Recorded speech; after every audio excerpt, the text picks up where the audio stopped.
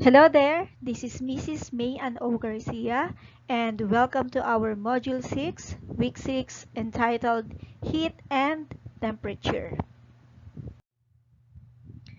This lesson is inclined with MELC, or the Most Essential Learning Competency, which aims to differentiate between heat and temperature at the molecular level. It is important for the learners to take note of the following. Number 1, your inferences will be drawn by doing different activities. So for this module, we prepared 3 activities for you to perform. Number 2, your appreciation will be shown about heat and temperature by applying your gained knowledge in everyday life. Because heat and temperature are part of our daily life, it is important that you understand them very well. And of course, you are to follow the step-by-step procedure in each activity and problem set to come up with the correct answer. So that is why I am here to guide you and give you instruction for you to be able to answer the modules properly. So here are what is expected at the end of this module. Number 1, you will be able to define heat and define temperature. So was there a change or a difference between them, or are they just the same? So let's take a look at that. Number 3, differentiate between heat and temperature at the molecular level. 4, explain the effect of heat on a body. 5, relate heat and mass and temperature to the concept of specific heat capacity. And lastly, number 6, you will be able to calculate the heat absorbed or released to raise or decrease the temperature of a substance. To begin with, open all your modules on page 3 and let us answer the pretest. Let me read down the instruction. Read the questions carefully. Write the letter of the correct answer on the blank provided before the number. In your case, since I have asked you to prepare your module notebooks, all you need to do is to start with week 6 at the top and then write the subheadings, which is pretest, and then number your papers according to the total number of items in the pretest, and then write only the answer to each questions. Following is the looking back on page 4, and let me read to you the instruction. Get a cube of ice and put it on a plate and let it sit there for about 30 minutes. So, kumuha daw ng yelo. Maliit lang kasi laki lang ng cube. And then, ilagay sa plato at iwanan siya sa loob ng 30 minuto. So, what happened to the ice on the plate? Can you explain what happens to the molecules of the ice as it turns to water? What causes this change? So, para maipresent po ninyo ang inyong sagot, all you need to do is to draw before and after 30 minutes. Ano yung itsura ng cube ng ice pagkakuha mo sa ref, pagkalagay sa plato, yun yung unang-unang i-drawing. At after ng 30 minutes. Ang tanong, yellow pa rin ba siya o may pagbabago na? So, kung meron mang pagbabago, i-drawing nyo rin po kung ano ang magiging itsura niya. So, dalawa po ang drawing ninyo. Isang, buo pa yung ice at kung ano yung nangyari sa ice na yon after 30 minutes. Okay? Before we start with our topic today, let us review some important concepts about heat. I believe that these concepts have already been discussed to you when you were in your younger grade levels. So, let us have a look. Number 1, heat is a form of energy. So, if it is an energy, then it is not considered as matter. It does not have shape, volume, or mass. Next, the energy transferred as heat tends to move from an object at a higher temperature to an object at a lower temperature. So the movement of heat will always be coming from higher temperature going to the lower temperature. It's not the other way around. And of course, the word heat refers to the process by which energy is transferred between objects because of the difference in their temperature. And then finally, it causes a change in temperature. So therefore, there will be some slight identifications between heat and temperature because without heat, there will be no change in the temperature. It is the factor that affects the temperature of an object. If added or removed, phases will change, like the ones that we did on our looking back. Before 30 minutes, I asked you to draw what an ice looks like. So, I know that all of you have drawn an ice which is in solid state. And then after 30 minutes, what happens to the ice? Good, it melts. So, there will be a change in its phases from solid to liquid. Correct. But also, if the heat is being removed, matatanggal natin yung heat, then there will also be a change in the phase. So, let's say yung iniwan natin na ice na naging water doon sa plato, ay ibinalik ulit natin doon sa freezer. Ano ang mangyayari doon sa tubig na yon? Okay, magiging solid ulit. So, there will also be a change in its phase from liquid going to solid.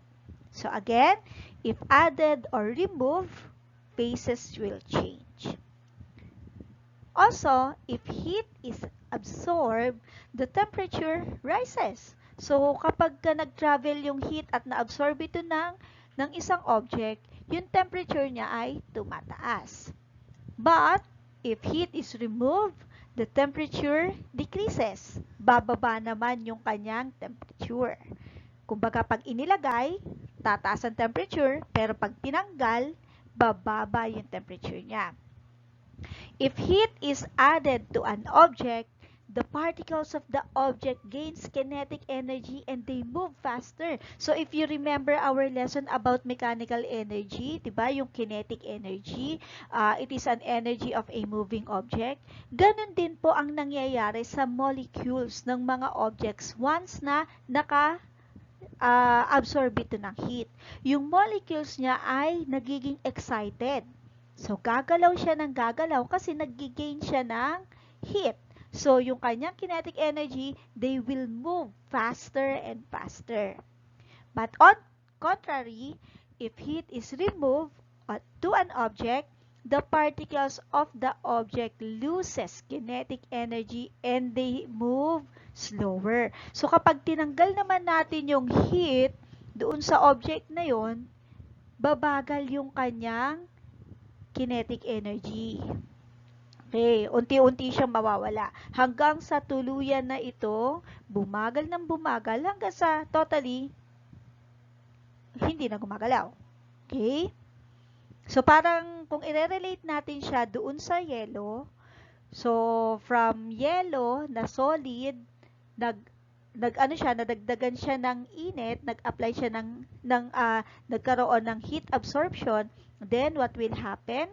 It will make its molecules excited because it gains kinetic energy. So, gagalaw ng gagalaw yung molecules niya.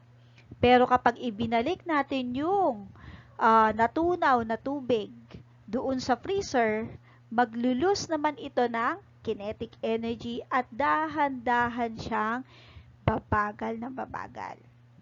Okay.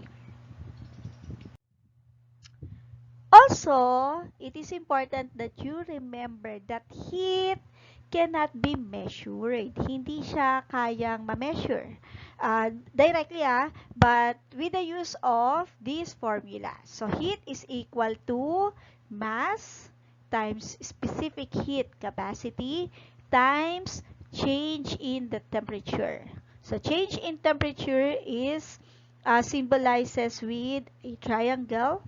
And if you're going to use that as a formula, you will use TF or temperature final minus TI or temperature initial.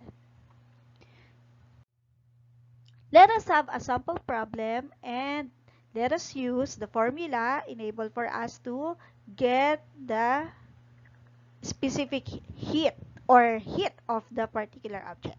So let me read to you the sample problem. So calculate the energy needed to raise the temperature of 1 gram of water from 0 degrees Celsius to 10 degrees Celsius. The water has 4.184 joule per grams degrees Celsius specific heat capacity.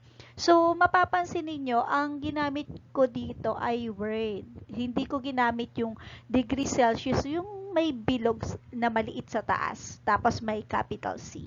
So same lang po 'yon. Wag po kayong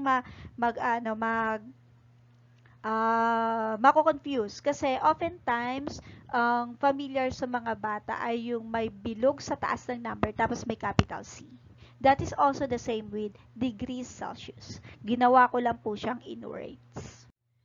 Let us solve the sample problem using this step-by-step procedure. So, step 1. Look for all the given in the problem and label them appropriately. So, these are mass, 1 gram, initial temperature, 0 degrees Celsius, final temperature, 10 degrees Celsius, specific heat, 4.184 joule per gram degree Celsius. And then, let us use the step 2. Let us proceed with step 2. So, you need to apply the formula, which is heat is equal to mass times specific heat times the change in temperature. And then, step 3, substitute the value and calculate them. So, let me have here a guide. So, if our mass is 1 gram, you substitute it here in our formula. Multiplied by, what is our specific heat? So, 4.184 joule per gram degree Celsius. So, ito po yan. 4.184 joule per gram degree Celsius. So, ang ginamit ko na dito ay yung symbol na. Times, what is the change in the temperature? So, let us start with the final temperature, which is 10 degrees Celsius. Ito po yan. Minus the initial temperature, which is 0 degrees Celsius. Ito po siya. Okay? So, since na-substitute na natin lahat ng mga given, let us calculate them. So, we have here, heat is equal to, let us start with the farthest, 1. So, 10 degrees Celsius minus 0. That is equivalent to 10 degrees Celsius. So, 10 times 4.184 times 1. Okay? And then, calculate again. So, we have here, sa dulo ulit tayo magsisimula, 10 times 4.184 is equal to 41.84 joule per grams degrees Celsius. Okay? And then 41.84 joule per gram degree Celsius times 1 grams. So, that is equivalent to 41.84 joule. Ngayon ang tanong, bakit ito na lang ang natirang unit natin? Bakit yung joule na lang? That is because we cancel out gram and then gram. And then we also cancel the temperature here after we multiplied them here. Okay, so anong matitira sa atin? Itong joule. So, which means the final answer for heat will always be in a unit of joule. Okay, now look at your module copies. Do you see the same answer there? Okay, good. So again, all you need to do is to follow the formula in calculating the given heat.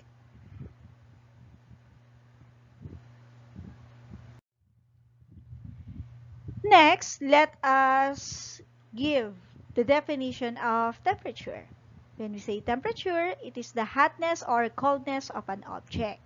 So, temperature is affected by the heat gained or lost. So, ibig sabihin, kailangan munang mauna si heat, which is a form of energy, na may apply sa object, at kapag na-apply yon sa isang object o di kaya na-iluse yon sa isang object, doon magkakaroon ng changes sa temperature niya.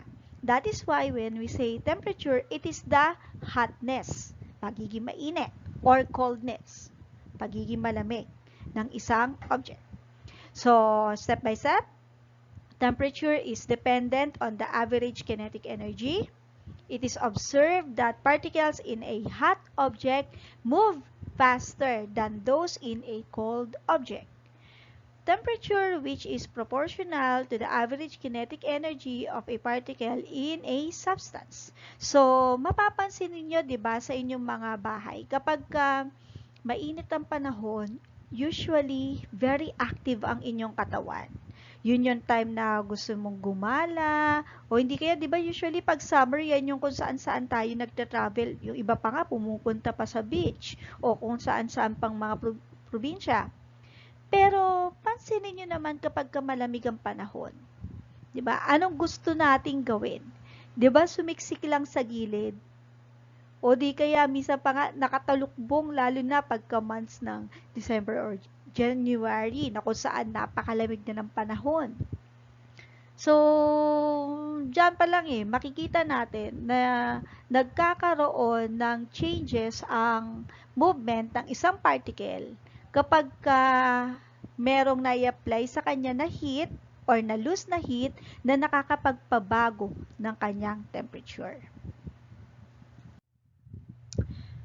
Temperature is not a form of energy. Ang heat, yun yung energy. Si temperature, hindi. Temperature is the average kinetic energy of the particles. So, kaya pala nagkakaroon ng changes sa kinetic energy ng particle is because nagkaroon ng heat gain or heat loss. So, katulad sa na-describe or na-explain ko sa inyo a while ago, kapag na-i-add ang heat sa isang object, anong nangyayari sa kanyang kinetic energy? Tumataas o bumababa? Okay, tumataas siya, kaya pabilis ng pabilis. Pero kapag na-lose o natanggal naman yung heat sa kanya, ano mangyayari sa kanyang kinetic energy? Okay, mag-i-slow down. Okay, so temperature does not depend on the mass of an object. So kahit na gaano kalaki o kaliit ang isang object, hindi factor yon para magkaroon ng effect ang temperature. Whereas sa heat, ano yon, tawag dito, very much affected. Kaya nga kung maalala ninyo, yung formula natin kanina na ginamit sa pagkakalculate ng amount ng heat, nandoon yung mass. Okay? Kasi nakadependent ang mass, ang heat sa mass. Okay? And then, if there is an increase in the kinetic energy, the temperature rises. So, ano ba ang equivalent ng temperature rises? Mainit o malamig? Okay, mainit. So, again, kapag nag-increase ang kinetic energy ng temperature, yung temperature ay tumataas. Ibig sabihin nun, painit ng painit. If there is a decrease in the kinetic energy, the temperature drops. Pababa naman siya ng pababa. Okay, so kaya kapag mababa ang temperature, ang connotation niyan ay malamig. Kapag mataas ang temperature, ang connotation naman niyan ay mainit. Okay, so and lastly, temperature can be measured using a thermometer. So what is a thermometer?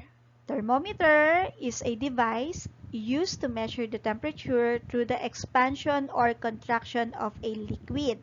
Normally, mercury or colored alcohol in a glass tube with a scale.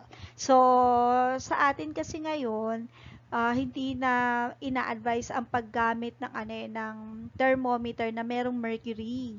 Ang mercury kasi very reactive siya sa temperature. Mabilis siyang mag-react kapag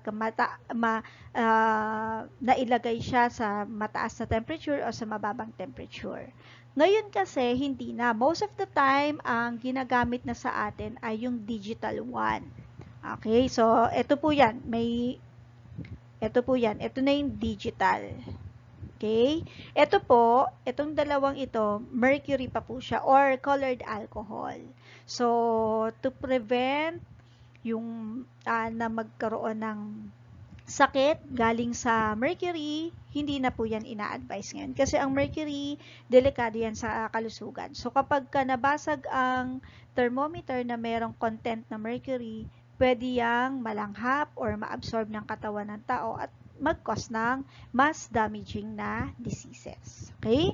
And then, of course, ang measurement ng thermometer is through Celsius. Okay? So, yan yung unit na ginagamit natin. Celsius, also referred to as centigrade, is the unit for measurement for temperature. So, I bet that all of you are also familiar with Fahrenheit and Kelvin. So, sa ibang bansa, ang ginagamit nila ay Fahrenheit. So, sa atin, ang pinaka-common na measurement ng mga thermometer is in Celsius. Okay? So now, let us have a summary between heat and temperature. So again, comparing them, when we say heat, it is a measurement of the total kinetic energy of atoms in an object. Okay? But when we say temperature, is a measure of the average kinetic energy of atoms on an or in an object. So, pag sinabing heat, total. Pag sinabi naman natin temperature, average siya. Okay, so when we say heat, it is a form of energy, and then temperature is not. It tells the degrees of hotness or coldness of an object. Then, the unit for heat is joule. So, standard po yan. And then, for the temperature, it can be measured in Celsius, Fahrenheit, and Kelvin. Okay. So, I think this is a very, very simple lesson, and all of the different details are found in your module, except that I added some important concepts which are needed for you to have a background regarding heat and temperature. So, what are some examples of heat? So, number one, this is the most basic one, our digestive system. So, the chemical reaction of food during digestion to keep our bodies warm. That is why mammals are considered as warm-blooded animal. So, kapag tayo ay nabawian na ng buhay, ano nangyayari sa katawan natin? Diba? Lumalamig. Kaya nga ang tawag ay malamig na bangkay. Yan. So, pero when we are still alive, our body undergoes a chemical reaction that is with regards to the food that we eat so that our body will remain warm, or else we will die. Okay, and then of course the other example would be the Earth's atmosphere that needs heat to make air move and create weather patterns. So dahil pala sa heat, kaya nagkakaroon tayo ng iba't ibang klase ng weather patterns tulad ng bagyo. Dito sa ating bansa kasi dalawa ang ating major na season. We have the rainy or the wet season and the summer or the or the hot season, okay? Or the dry season. Okay, so siya ang dahilan kung bakit nabubuo ang bagyo, kung bakit nawawala rin ang bagyo, siya rin ang dahilan kung bakit meron tayong La Nina, El Nino.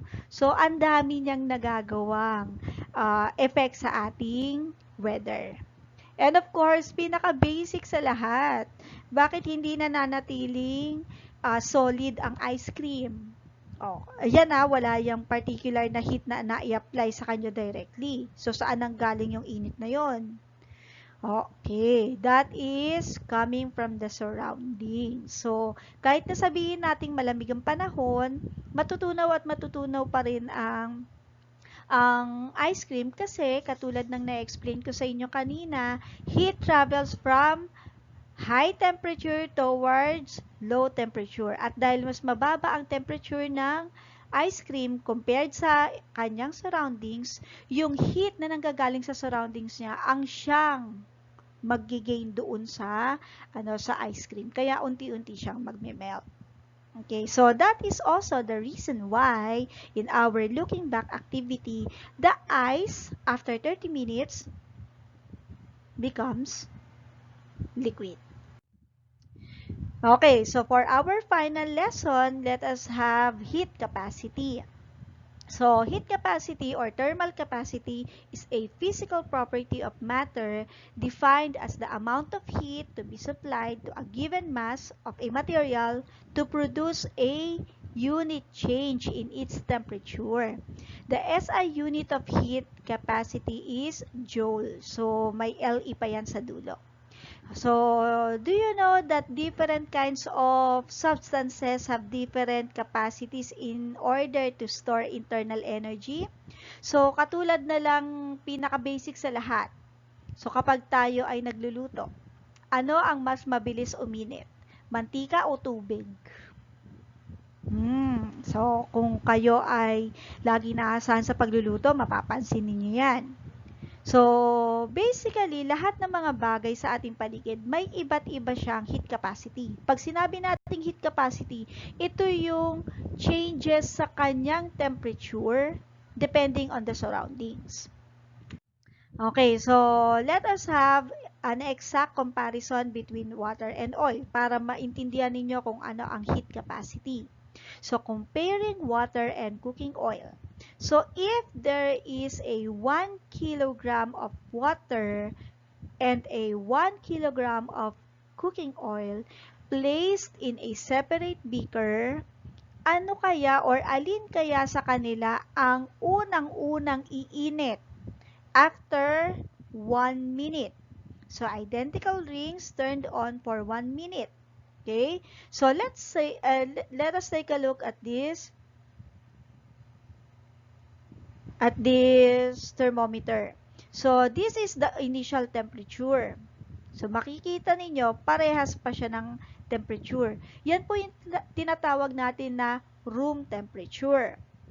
Pero after 1 minute, ano ang nangyari sa kanilang dalawa? Si water nag-rise siya into 30 degrees Celsius, while si cooking oil naman nag-rise o tumaas ang temperature niya into 60 degrees Celsius. Which means the water heats up less than the oil. So, mas madaling umiinit ang oil compared sa water. The water heats up less than the oil. So, the same amount of heat produces half the temperature rise in the water as in the oil. So, biruin nyo, doble siya. So, it takes, after 1 minute, ang naging temperature lang ng tubig ay 30 degrees. Pero si mantika, after 1 minute, naging 60 degrees Celsius ang kanyang init.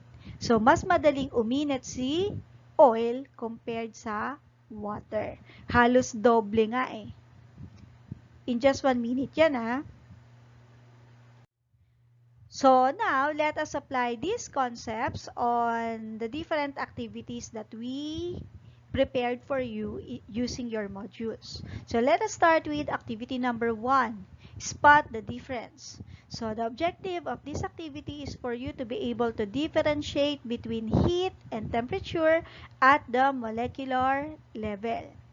All you need to do is to answer the guide questions only found on pages 5 to 6. So, enable for you to do this, all you need to do is to place a tablespoon on a hot water and compare what will be its temperature before and after dipping it. Okay, so sagot na lang po ang ilalagay ninyo. And then for activity 2, stuck on you. So the objective of this activity is to explain the effect of heat on a body. So all you need to do is to perform this activity on your house. Pagpatungin ninyo yung dalawang glass, identical glass. Tapos kapag magkadikit na siya, magkapatong siya, madali ba siyang matatanggal? Hindi. Kung gaano siya kabilis na pinagsama, gano'n naman siya kahirap na paghiwalayin. So, ano ang dapat nating gawin para mapaghiwalay siya? So, kailangan natin ng dalawang klase ng water na magkaiba ang temperature. That would be a cold and a hot water. Now, the question is, saan nyo ilalagay yung hot at saan nyo ilalagay yung cold? Okay, so doing that activity will help you answer the guide questions found on pages 6 to 7. So, hindi na po ako magpapa-video nito. I-perform nyo lang po sa bahay ninyo. And then, yung magiging result nyo, ang siyang magiging answer ninyo, guide ninyo para sa answers ninyo dyan sa activity 2. And lastly, activity 3, sunbathing. The objective is for you to explain how heat energy is related to change in temperature of a substance with respect to its mass. So this is found on your module copies on pages 7 to 8. And all you need to do is to answer the guide questions only. Hindi nyo na rin siya ipe-perform. Kasi napaka-basic niyan. So, sa isang planggana, maglalagay ka lang ng tubig, tapos ibibilad mo siya sa araw. Anong mangyayari sa tubig na yan after a certain time? So, merong naka-indicate dyan sa instruction kung ilang minuto ang inyong or ilang oras ang inyong aantayin. So, magkakaroon ba ng change sa amount ng tubig? Madadagdagan ba siya o mababawasan? So, you need to find it out. Okay, so for our final instruction, all you need to do is to perform your ISN time. And for here, we will be having our teacher's input number 6. Alam kong alam na ninyo kung paano ito gawin. All you need to do is to copy, remember, found on page 9. And the student's interpretation is the answers coming from the Check Your Understanding, Post-Test, and Reflection, found on pages 9 to 11. So again, answers only. So, quick reminders. So, there are 2 requirements for my subject. These are the ISN and the module. So, naibigay ko na sa inyo kung ano ang gagawin sa ISN. Ngayon naman po sa module notebook. So, ang laman po niyan ay ang sagot sa pretest, looking back, at saka ang activities. And please, class, do not forget to sign in for your attendance because attendance is a must. So, nandun po yan makikita sa ating attendance channel. So, yan po ay laging open. After nyo pong mapanood yung video or bago manood ng video, pwede na po kayo doon mag-sign up. So, just follow the number before you as you list down your name. Okay, so I think that is all for today. For today's lesson, we learned the definitions of heat and temperature, how to calculate heat, and of course the specific heat of certain objects. So the basic ones are the water and oil. So I hope that you learned something today, and may this be a guide for you, enabled for you to answer the modules. So again, this is Mrs. Mayan O. Garcia. Thank you and God bless us all.